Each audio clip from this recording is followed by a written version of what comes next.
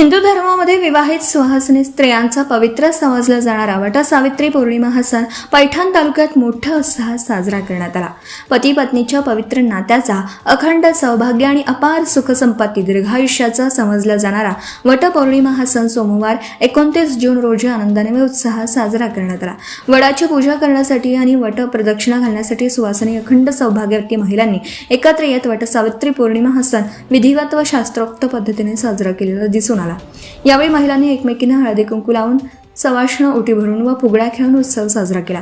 विवाहित स्त्रियांनी हिरव्या बांगड्या, नऊवारी साड्यासह धार्मिक पारंपरिक वेशभूषा परिधान करून या उत्सवात सहभाग घेतला।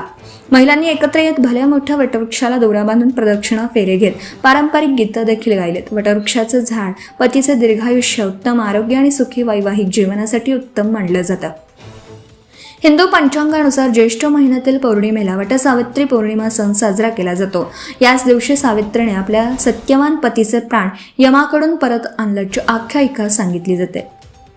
10 न्यूज सह्याद्रीसाठी ब्युरो चीफ शिवाजी गाडे, पैठण, छत्रपती संभाजीनगर।